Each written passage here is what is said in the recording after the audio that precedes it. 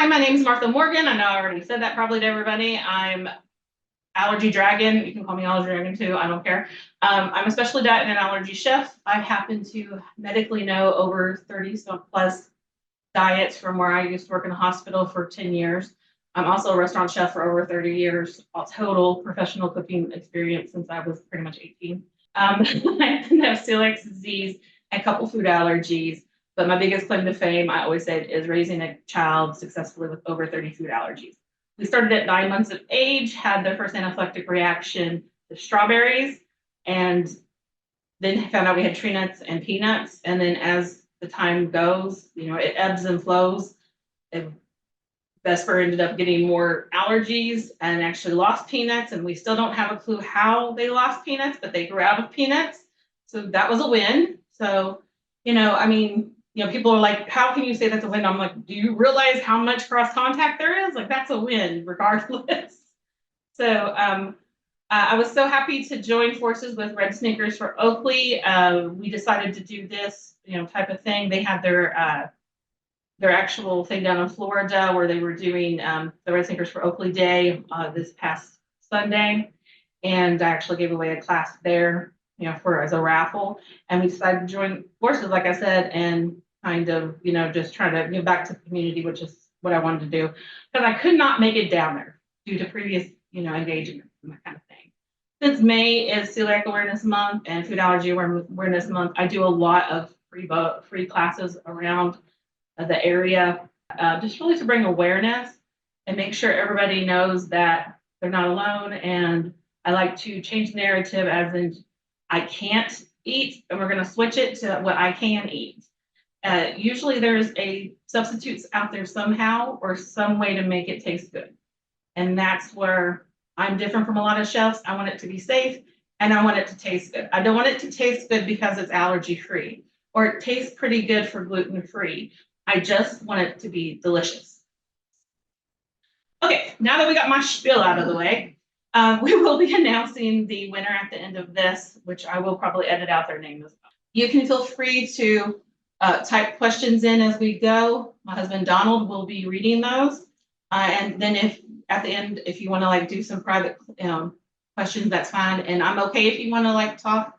When I say if anybody has any questions, if you want to click on, just be aware that we are recording. Now that that's all over with, the fun part, barbecue sauce. Okay, so I'm going to go over our ingredients. We have got I've got 3/4 of a cup of balsamic vinegar, which is what I'm going to use. You can use lemon juice or another vinegar. I don't like distilled. I like something that has a little bit of body to it.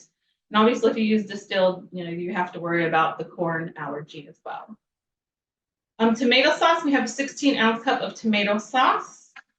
We got a 3/4 cup of brown sugar, a 1/4 of a cup of molasses, 3 tablespoons of smoked paprika, 1/2 teaspoon of salt, 1 teaspoon of onion powder, 1 teaspoon of granulated garlic, if you can have it. I have 1 teaspoon of onion powder, 1/2 teaspoon of black pepper, 1/2 teaspoon of chili powder. I'm actually using chipotle pepper because chili powder has garlic in it, and we actually are allergic to garlic here. 1/4 teaspoon of ground nutmeg, and then a 1/4 teaspoon of ground mustard if you can have it. If you can't have the mustard, you can leave it out. I really don't find a huge change in the taste of the product. So we're going to go ahead and get this started, and I usually start at about medium heat. And we basically are going to combine everything. So we're going to put our tomato sauce in here.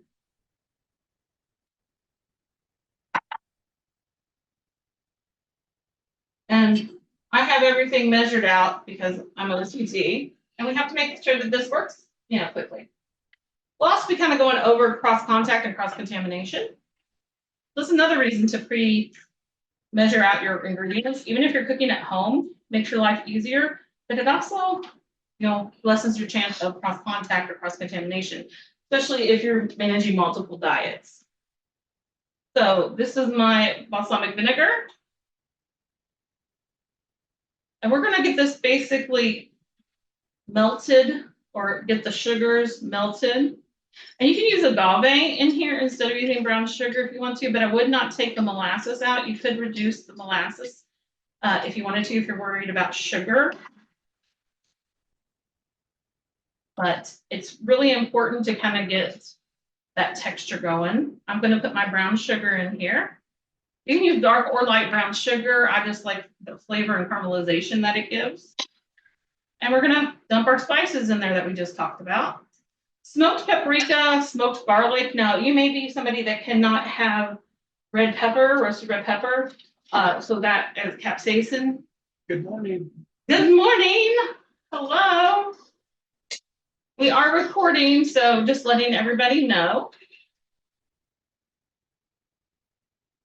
So I was saying paprika, smoked paprika. I love a smoked item. It really adds a lot of flavor, and it's usually your spices are naturally smoked. They're not smoked where it's are artificial, where you have to worry about something like that. Now with smoked, depending on like if you have a really bad allergy to birds or something like that, may be concerning, but it's usually not directly on there, and it just usually is smoked onto the herb. So if you can tolerate anything like that, I would definitely, like whether it's smoked garlic, smoked paprika, but like I said, if you have a capsaicin allergy or you can't do red peppers, that could be it. Are you going to share the brands they're using as well? I can share some of the brands, yeah. So as far as my tomato sauce, it's just an organic, Simple Truth from Kroger's. You could also use anything that you like. I use Wholesome's brand of sugars, so it's vegan as well. And I do that also with the molasses. And then as far as like the smoked paprika and different things like that, I like Penske spices. They're very transparent about how they process their things.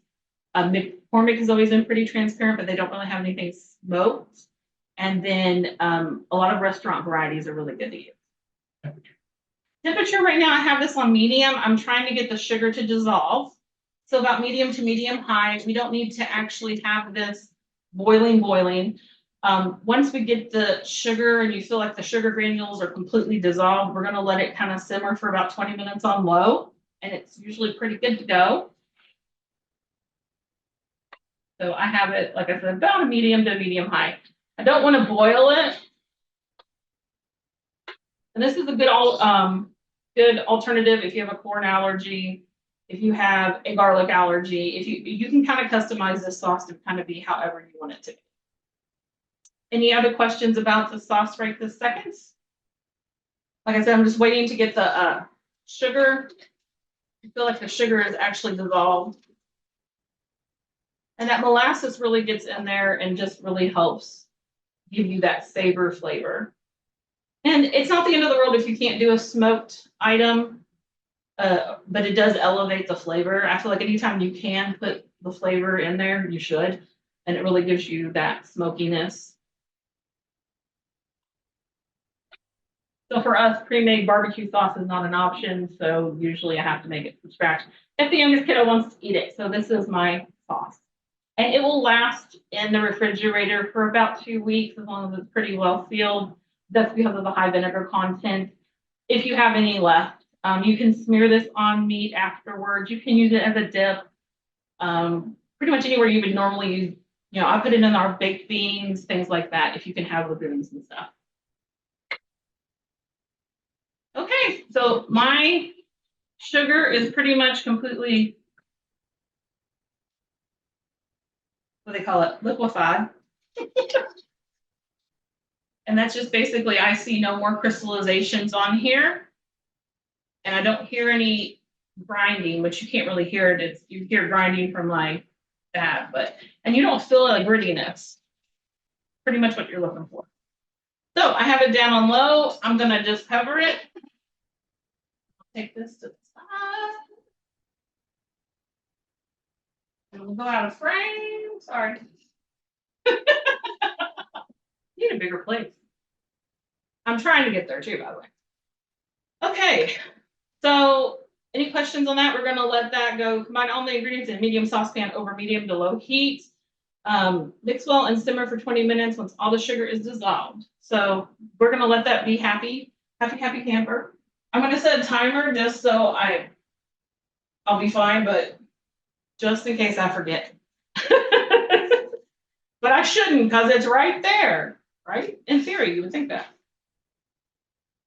Okay, so we're gonna play with our red cabbage slaw. And I think I say play with food all the time, but I really think, you have fun with the kids, getting them in here. So our dressing for our slaw is a small diced shallot or 1 clove of garlic. I'm using shallot because of an allergy. 1.5 teaspoons of mustard, or substitute lemon or lime juice if you can't have mustard. It just makes it a little bit more acidic, but the mustard flavor, it's kind of give or take. It's a little bit more of a sweet mustard. We happen to have mustard that we can have. 2 tablespoons of maple syrup or another safe liquid sweetener such as agave. Half a cup or a third a cup of balsamic vinegar and a fourth a cup of olive oil or another safe for you oil. I'm going to use avocado. So I like to use this to like start measuring out my ingredients for my olive oil and my balsamic vinegar. I'm just using a Kirkland brand. Balsamic has always been okay for us. Just because it's okay for me does not mean it's okay for you all. So please make sure that you check that out. Okay.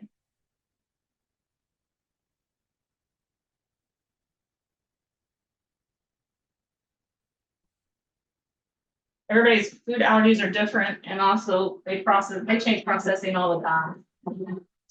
None of these items are sponsored, by the way. If anybody's looking for sponsorships, let me know, but none of them are currently. And then just 1/4 of a cup of the avocado oil. And I just like to use a measuring cup because it makes my life easier. It's also then to pour it. You can put this in a jar, let the kids go to town, have fun. And you can keep it stored in a jar for a couple weeks. That is fine. Okay, so then I'm going to add my shallot in here. If I can smush it down with my hand. I got mustard somewhere. It's behind me. It's like magic. Like I said, the lemon juice, I've done that many times because it took forever. Unless making mustard from scratch, it took us a while to find a mustard that didn't have garlic in it. Pre-made. Tons of reasons to not, eat the mustard. And so 1.5 tablespoons of that, and about 2 tablespoons of maple syrup is what I'm going to put in here. And I'll be honest, I have all that. You can make this sweeter, you can make this less sweet. It just really depends. And this is honestly just an organic truth. I just make sure that is 100% maple syrup. Also, if you're corn-free, just make sure filtration wise, a lot of times those filtrations will have a corn issue with the maple syrup. So filtration for a lot of things for corn.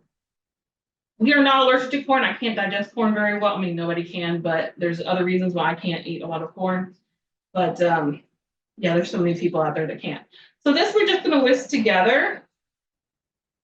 You really don't need to add salt or anything to it, in my opinion, but you definitely can if you're using one of the substitutions, like you don't have mustard in here, and you feel like the profile needs a little bit of salt or that kind of thing. But it's really a low sodium dressing. And then you just mix it up, and it's a vinaigrette, so yay, that's it. Like I said, a jar to mix it up in, put to the side. Now our salad is approximately 6 cups of thinly sliced red cabbage.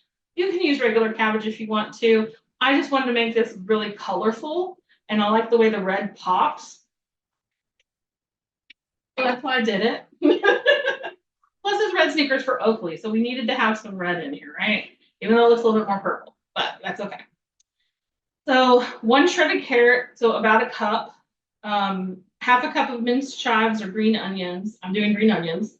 1/4 of a cup of minced fresh mint or basil. I'm doing basil because I'm not a big fan of mint in here personally, but it's an option. It does taste good with both, but it just really depends on the flavor profile. Some people are like, mint and what? But I can eat it either way. 1/4 of a teaspoon of salt and 1/4 of a teaspoon of white pepper. But we just have the Derby, so mint is really hard to find here. Everybody's doing their mint julep and stuff. So I diced all my cabbage this morning. I lucked out, got a really pretty, they had 2 cabbages left, and they were 99 cents. And it was just, I got a huge way more bigger than I needed to. So if you run into that, you're getting more than you really need. Go ahead and I shred mine up and then I just put it in a freezer bag and use it within the week or so. Okay, so I have all of that good stuff. Now I'm going to put some salt and white pepper. Okay, so do I have to use white pepper? No, you don't have to use white pepper. You can use black pepper if you want to. It's just white pepper is different than black pepper. And I'm just going to put my salt on here.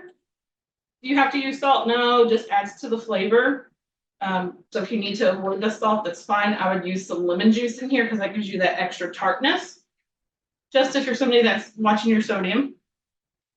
I'm using white pepper because white pepper is stronger than black pepper, and a lot of people have an issue with black pepper. And sometimes they can eat the white pepper versus the black pepper. However, be careful if you are a nut allergy. Like if you have an issue with cashew, I'm just putting a little bit more salt in here. With cashews, because if you use like pink peppercorn, it's not pepper. They're related to it's like can't remember if it's a berry or not, but anyway, it's very closely related to the cashew. And so you may have like a cross reactor, just in case anybody is very, very sensitive. Okay. So I just get my spatula. I'm going to kind of toss my veggies together a little bit. Christina said, thank you. She didn't know. We have cashew allergy. You're welcome. We do too. And ingredients hide everywhere, and it's amazing to me. And I've been in the food service industry for 30 plus years. And when we'd have somebody that would have an allergy, and I'd be like, they can't have that, and that's in the hospital too. And I did not do a very good job of slicing that. Okay, so the salt and the pepper in here is going to help like reduce some of the moisture, lets that out. That's also going to help marinate your salad. You can use your hands too, if you want to. I'll get the kids in there, use gloves if they want to, or wash their hands really good. Marinate our hands first. And then I'm just going to take my dressing. I'm going to put that in here. I just made sure I did one more whisk. And for best flavor, I like to marinate this for a couple hours before I'm going to serve it, or overnight. So this is a great do ahead. I'm really big about when I come in on the weekend, like on a Friday, he will let you know. I don't like to prep per se as in make a bunch of food meals ahead of time, but I like to prep my vegetables. I like to prep things that I'm going to use. I might pre-cook some rice or that kind of thing, or quinoa. So that way when I come home at dinner time or later, I can just throw it all together as a meal. That's how I prefer to meal prep. Okay, so that looks pretty good if you ask me. I'm going to try and come closer, and then we may have to move the camera because I need a second camera, but all in due time. Anybody have any questions?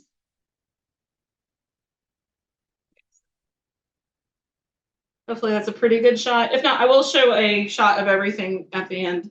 I'll move the camera. So, okay. And you can taste these as you go. I'm just pretty confident with mine since we are eating it. But it'll be even better. And I'll show you how much water will come out of this just from it sitting here for a little bit. Salty and everything. Perfect. Okay. I like good food. I'm also really hungry. Okay, so my Kickin Pasta Salad. If there's not any questions about the coleslaw, is there any questions about the coleslaw? Okay. So Kickin Pasta Salad. I got one avocado, pretty decent sized avocado, or if you want to get like the pre-diced frozen avocados, I just like the creaminess of the avocado. You could use mayonnaise if you can't have avocado. You could use a vegan mayonnaise if you can't have regular mayonnaise. They have a lot more options than they used to, but I like the creaminess of it. You can even use like a vegan sour cream or that type of thing if you can't use avocado, if you have an issue with it. Luckily for us, avocado is not an issue. because eggs are, so we use avocado quite a bit. So a fourth of a cup of green onion, a fourth of a cup of for the dressing, sorry, a fourth of a cup of corn kernels, fresh or frozen. You can substitute cauliflower if you happen to have a corn allergy. What it does is it kind of adds a sweetness to this and a creaminess because it has like the starch from the corn. I know it sounds really weird. 3 tablespoons of lime or lemon juice, 3 tablespoons of rice vinegar or apple cider vinegar. I'm using apple cider vinegar. I'm using lime juice. 2 tablespoons of olive oil or another oil you can use. We're going to end up using avocado. Half a teaspoon of salt, fourth of a teaspoon of chili powder, and a half a teaspoon of smoked paprika. What? Oh, okay. You looked at me and I thought maybe something was going on. The salad itself is 12 ounces of gluten-free, safe-for-you pasta cooked and cooled. And yes, you want to cook it, and yes, you're going to rinse it down. Now, when I cook my pasta, I usually make it like a minute to 2 minutes to what it says that is supposed to be al dente or that kind of thing.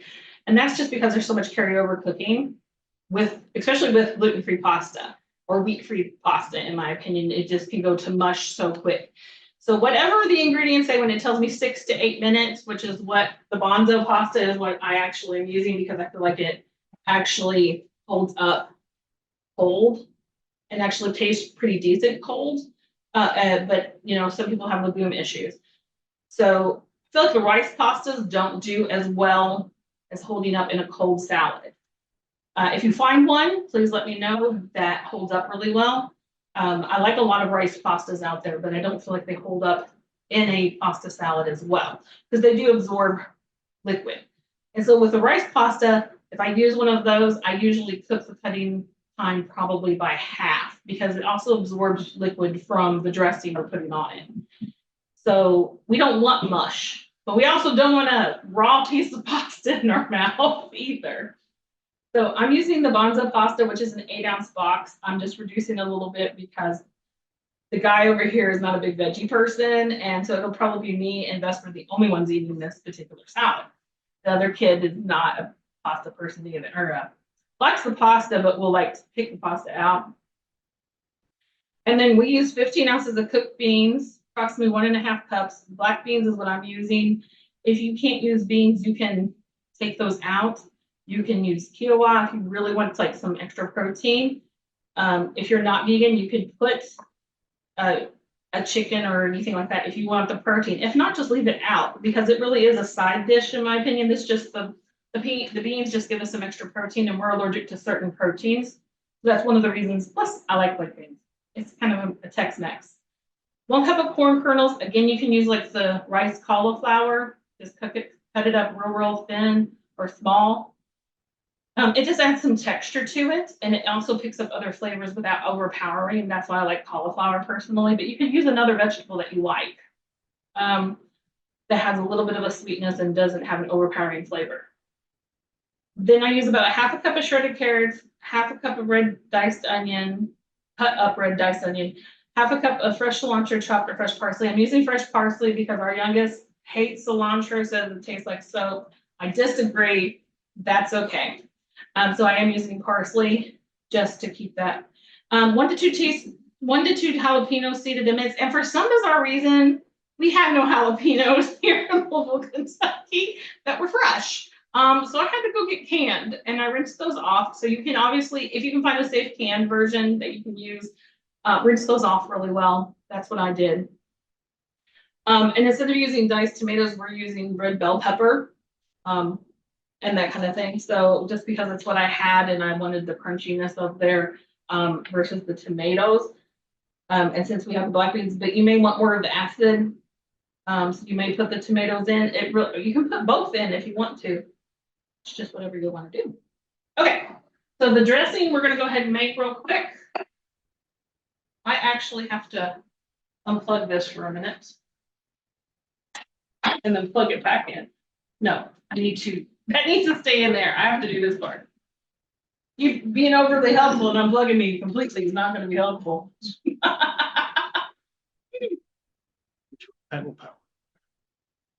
And I did send everybody a link for the recipes. If for some bizarre reason you did not get it, please let me know. I'll get those to you afterwards. Okay, so we're gonna go ahead and put our avocado in here, which I already went ahead and did, pretty decent. I also put some lime juice in there. Try and keep it from going too brown. And I like this because it's pretty much dump it all. We dump it all.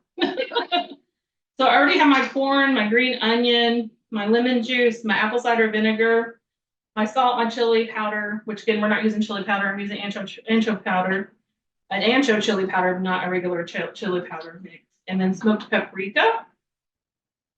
And then I'm gonna put my oil in here. I'm gonna eyeball, but it's about 2 tablespoons.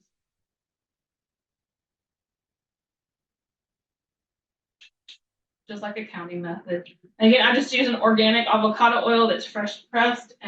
Check. This is a USDA organic. It's a Costco brand. They said they were okay. It's a product of Mexico, and they were really good at answering questions. So far, been okay. Is anybody else like me? We were talking about that at the IAM meeting, which we have an inclusive allergy and autoimmune disease meetup that we do here in Louisville. So if you're ever in Louisville, come by the last Friday of every month. But we were talking about how we call, like, even though it's a product we've had for a while, if anything changes, we call like so readily that like we know the people that are on the answering service. Like they're like, oh hi, how you doing? Like they want to have a conversation with you. Okay, so I have all this in here. We're gonna go ahead and put the blender in for the processor. Now, if you're gonna use this on a blender, which you totally can if you don't have a food processor, you're probably gonna have to use 1 or 2 tablespoons of water just to get it. And you may have to add water to this too, depending on how soft your avocado is and how much liquid is in your ingredients. But we're gonna pretty much puree this. I usually pulse it for a little bit and then I puree for like 1 to 2 minutes. Just to get it to the point where it's more of a creamy dressing. So I have it on high.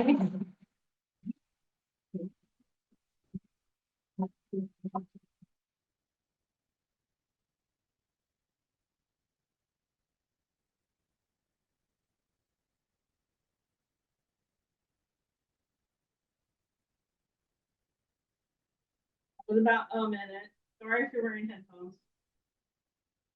I'm trying to get plenty of time. And it doesn't have to be specifically pureed and soft, but it's more of a creamy texture.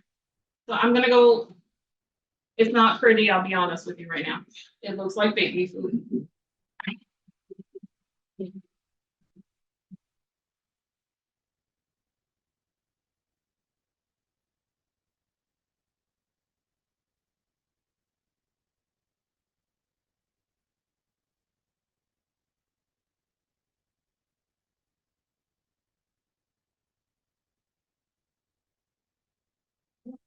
We went for about another minute. So this is the texture we have. I know it's not the prettiest stuff. This is kind of baby foodish looking right now. But it does look better. It gets better. Let me put my hot pan back on.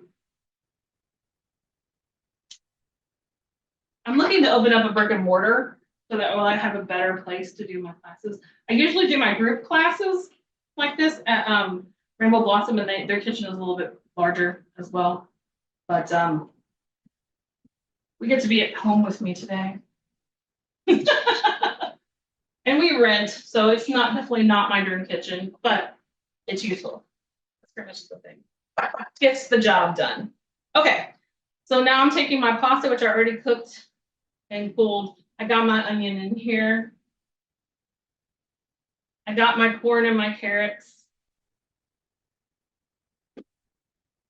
Okay. I got my black beans, my red pepper, my parsley, and my jalapenos that I had to get canned and diced. Look at all that color. I mean, it's just really pretty. If I do say so myself. And I am. Now, And again, pre-measuring, especially if you have got to do cooking for more than one person, pre-prepping your products like this really does make cross contact a lot easier. Or a lot easier. Okay, makes it a lot better to prevent, not makes it a lot easier like it's going to happen. I can't talk. Looks good. I'm sorry, it looks good? Thank you. So I'm just going to kind of toss this around a little bit just to get this kind of mixed up. I needed another bigger bowl, but that's okay. So I also did 8 ounces, but the sauces, we like it really creamy, so kept the sauce the way it is. Now, before I put this on there, I always taste my food. If I've never, like, wait a minute, where did I didn't pull a tasting spoon out.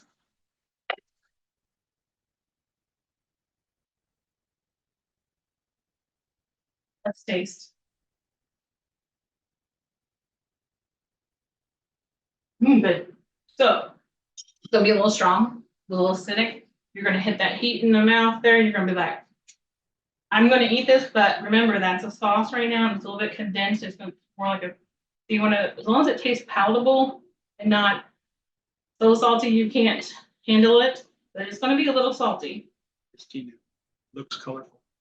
Yes, I think we should eat the rainbow. Don't you all think so? I mean, there's so many things we can't eat. My kids that were so worried about it, we used to go to like the farmer's market and we would like go through stuff, especially since like most farmers markets, they're not using a lot of those products that cover our foods and stuff. A lot of them don't anyway. Always check with them, but we did a lot of farmers markets. And what it always did for us was made the kids want to like go try something. Especially Vesper. Not so much, our oldest is on the autism spectrum, and it's like the same stuff over and over again. But he's 27 now, and he's much better about trying foods. He'll go, no, I don't like it. But he likes tries. Which if there's a fellow autism mother out there or parent, you understand the struggle. And he also has celiac disease too. Both of our biological kids have got celiac. Sorry to them. Okay, so now we're going to take, like I said, it's not the prettiest color as far as the dressing, but we're going to mix it up. And again, with this, I like to let it sit. I mean, it's one of those things of all those flavors marry, it gets even better the next day. So it's another good one that you can, at least you want to make it a couple hours ahead of time before you're going to serve it. But yeah, the next day. But with, depending, at least I know with the Bonzo pasta, it holds up for a few days. But with some of the other brands, like if you get a corn brand, was it Bertolli, has the corn in it. But for some bizarre reason, I had a weird thing the other day because we can eat the Bertolli one. It became mush, and I never cook it the full entire time. So I don't know if anybody else has had that problem. I was told I was so far the only person that has complained about it, but it just went complete mush, and I don't ever cook it the whole time. I always do a minute or two because I feel like the carryover temperature for that is just horrible. This is so good looking. I'm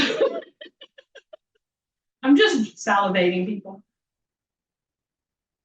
Okay. And so since we had 20 minutes, has already happened, we have that together. Any questions on the pasta salad right this second? Because we're going to check on our barbecue sauce. Yeah, and I need a spoon. But they're right behind me.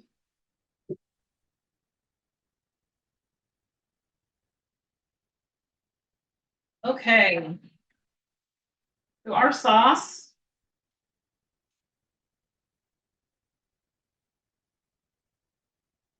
Spin it around a little bit here.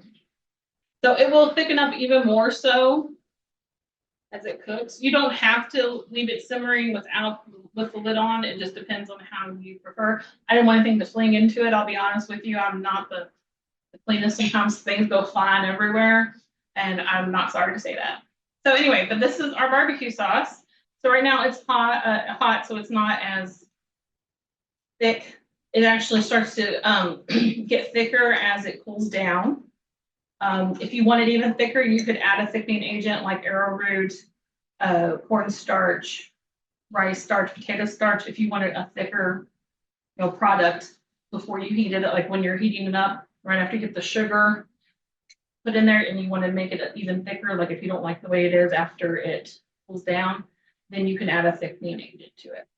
But I've always found once it cools off completely, it's perfect. But it's a personal opinion.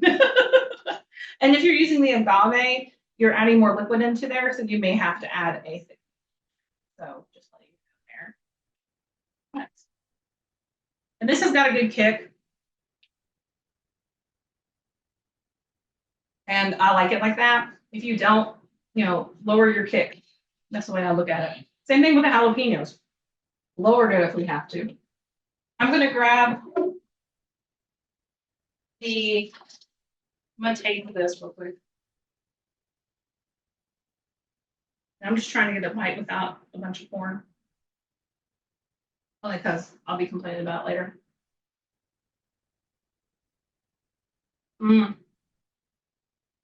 Okay. I'm happy dancing to that. The crunchiness, the softness, the fill, the textures are just spot on. Okay, so I'm going to go ahead and grab the camera real quick and kind of give close-ups of everything that's here. Then we'll talk about cross-contact and any other questions that everybody has. Okay. Oh, sorry guys, my hand just shaking. What do we think? Looks pretty good to me. Can we see it? Looks amazing. Okay, awesome. That is so good. Guys, just telling you. No mayo, no egg. Can you all believe this is top 9 free? Okay, and then the barbecue sauce. I'm sorry, guys. Let me see. So, like I said, it's very thin right now, but it does thicken up. But if you do need to thicken it, just be like 1 tablespoon, not 1 tablespoon. Look at your ingredients for doing like 1 cup, which is usually 1 teaspoon per 1 cup on like cornstarch or potato starch. Just generalization, but they should have ingredients on there. Okay, yeah, and I messed up my camera. Give me a second. Oh, and am I too high? A little too high? I think Think I'm okay?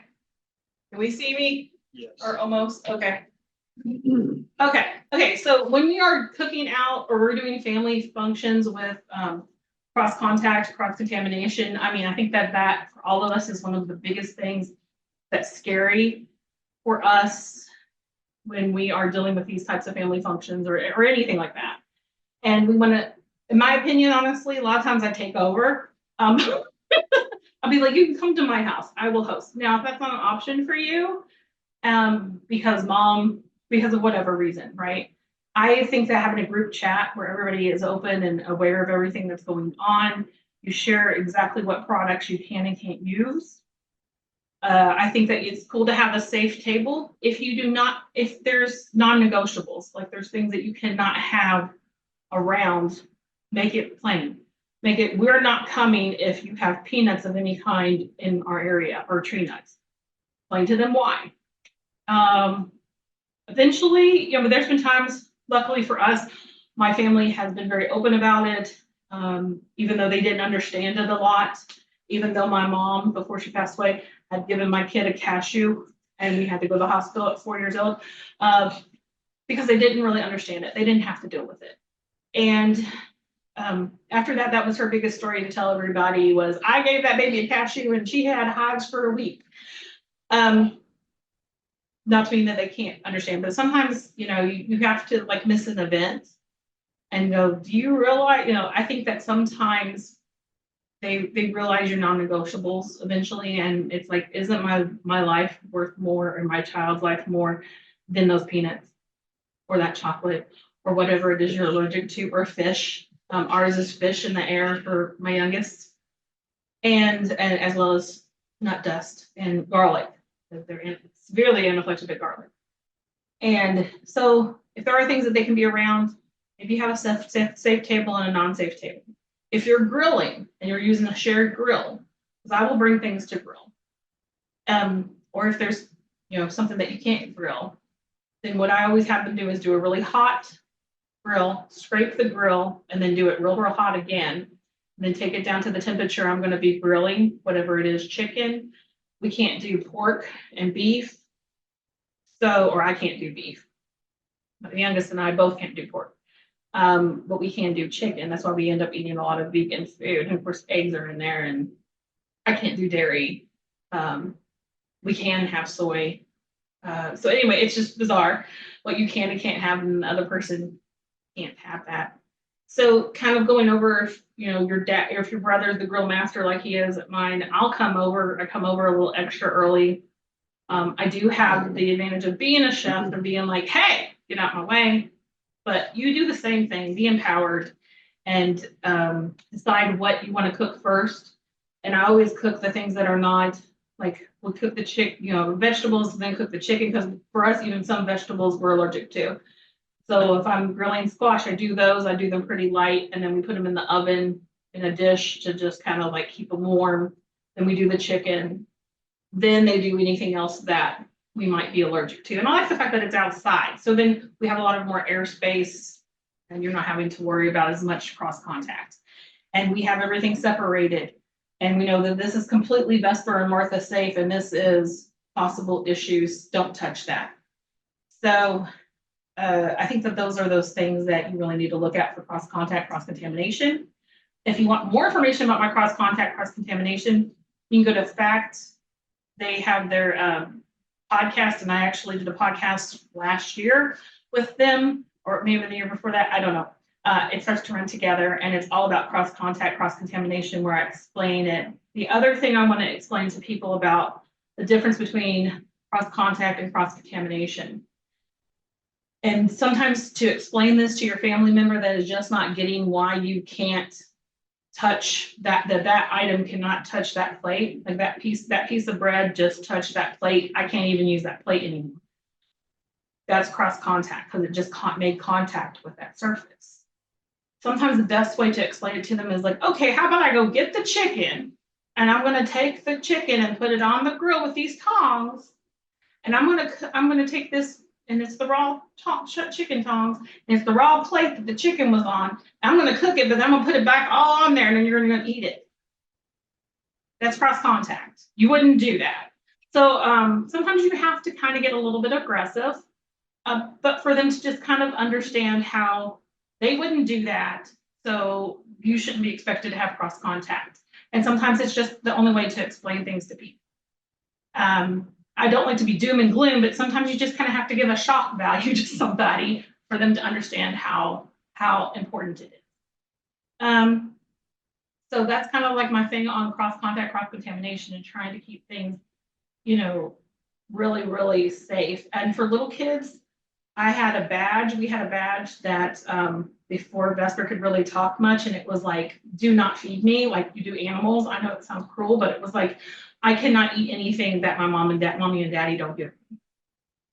They have shirts now too, I think, but that was something that we did, especially during family functions, just to kind of put it out there. And they make cute ones now, or maybe you can even get some custom made, but sometimes we have to do it.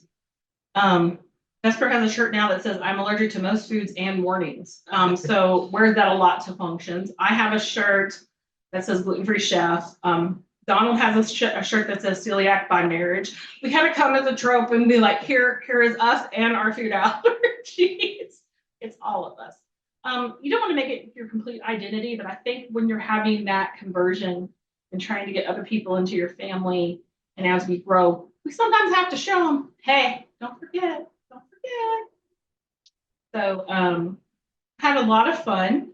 I'm going to announce the winner here in a little bit. But does anybody have any questions at all about any of the recipes or cross contact or cross contamination that they want to type in before I announce the winner for the Red Sneakers for Oakley Red Sneakers? Thank you in advance. No questions. Just thank you for a great session. Okay, awesome, guys. If you do think of something as you're doing these recipes, feel free to email me. Feel free to message me on my socials. And I have your emails, so I'll be letting you all know when I have, I do offer group classes a couple times a year through Rainbow Blossom, and they run about $10. So, but then I also do private classes as well. And I do custom classes. So, because not everybody needs to have all top 99 allergen-free, maybe you need to have it customized. Maybe you can't have corn, you can't have soy, you can't have legumes, and you have a customization. I have quite a few clients with that as well. I love the recipes. Thank you so much. Oh, you're welcome. Thank you so much for coming. I want to say thank you all for everybody coming. Red Sneakers for Oakley, everybody that entered here or that registered were entered to win can't talk now. A pair of red sneakers from Red Sneakers for Oakley. I don't think I can. Yeah, I can't. Yeah. There's mine. Oh, almost can get them up that high. Anyway, but you'll win a pair of red sneakers from them. And they will actually, Red Sneakers for Oakley will be contacting you directly. And then whatever we decide to do with Red Sneakers for Oakley, we'll probably have a few things posted. You all were an amazing class, even if not everybody showed up. Okay, well, thank you so much. I appreciate it. Check out Red Sneakers for Oakley. Check out Allergy Dragon, and we'll talk to y'all later. Bye.